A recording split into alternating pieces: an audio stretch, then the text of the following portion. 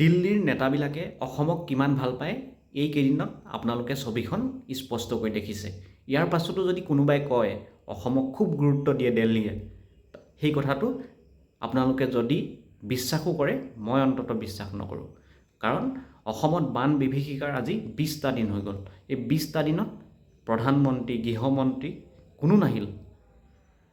অকল প্ৰধানমন্ত্ৰী, গৃহমন্ত্ৰীৰ কথা ক'লে আমাৰ ভুল হ'ব। আমি যদি ক'বলৈ যাওঁ, ৰাহুল গান্ধী, প্ৰিয়ংকা গান্ধী, সোনিয়া গান্ধী, কাৰো সময় নহ'ল অসমক লৈ এষাৰি শব্দ ক'বলৈ। আপুনি ভাবি চাওক, দিল্লীৰ নেতাই অসমক ভাল পায় বুলি ক'লে ইয়াৰ পাছত আপুনি জানো বিশ্বাস কৰিব পাৰিব? বানত মানুহ ককবকাই আছে, বানত মানুহ এতিয়াও ঘৰলৈ যাব নোৱাৰি ৰাস্তাত শুই আছে, ৰাস্তাত এতিয়াও আশ্ৰয় লৈ আছে।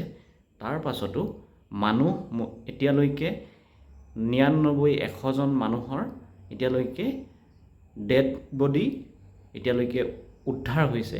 তাৰ পাছতো দিল্লীৰ আজিৰ দিনটোলৈকে তেখেতসকলে মানৱীয়তাৰ খাতিৰতো শব্দ এটা ক'বলৈ তেওঁলোকৰ আজি শব্দৰ অভাৱ।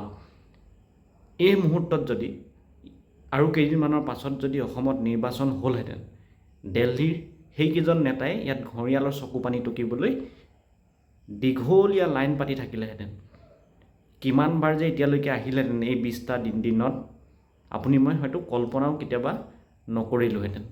কিন্তু এতিয়া নিৰ্বাচন নাই অসমক তেওঁলোকে, গতিকে অসমলৈ অহা তেওঁলোকৰ প্ৰয়োজনো নাই।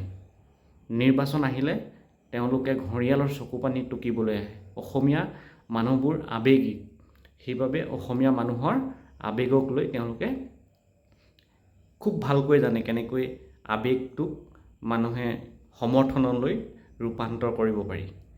আৰু সেইসকলে তাকেই কৰি আহিছে। বান বিভীষিকাত অসমৰ আজি যিটো পৰিস্থিতি, অন্ততঃ প্ৰধানমন্ত্ৰী, গৃহমন্ত্ৰী আহি এবাৰ পৰিস্থিতিটো চাব লাগিছিল। নাই যি নাই, আজিলৈকে বানপীড়িত যিমানসকল মানুহৰ মৃত্যু হ'ল বানত, এতিয়ালৈকে যিসকলৰ ডেড বডি উদ্ধাৰ হৈছে, তেওঁলোকক এটা সমবেদনা জনাবলৈও তেওঁলোকৰ আহৰি নাই। এয়াই হৈছে আজিৰ দিল্লীৰ নেতাসকলৰ আচল স্বৰূপবিলাক। কেৱল সেয়াই নহয়, ৰাহুল গান্ধী, প্ৰিয়ংকা গান্ধী, সোনিয়া গান্ধী কোনো নাই অহা।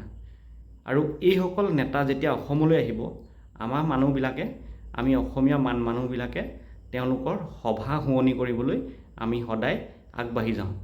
এতিয়া মনত ৰাখক, অন্ততঃ এইবাৰৰ পৰা প্ৰতিজন অসমীয়াই অন্ততঃ এই কথাখিনি মনত ৰখা ভাল। কাৰণ এইসকল নেতা যেতিয়া নিজৰ স্বাৰ্থ পূৰণৰ বাবে অসমলৈ আহিব, অসমত আহি তেওঁলোকে আৱেগিক অসমীয়াক কথাৰে ভুলাবলৈ চেষ্টা কৰিব, আপোনালোকেও সেই দহুবন কাটি কৰি আপোনালোকে নিজৰ কাম এৰি সেইসকলৰ নেতাৰ ভাষণ শুনিবলৈ যোৱাৰো কোনো প্ৰয়োজন নাই। কাৰণ আজি অসমীয়া মানুহ বিপদত পৰিছে, আজি আপুনি বিপদত পৰি আছে, কিন্তু সেই বিপদত তেওঁলোকৰ মাত এষাৰ দিবলৈ আজি সময় নাই। আৰু এইসকল নেতাই কয় অসমক তেওঁলোকে হেনো বহুত ভাল পায়।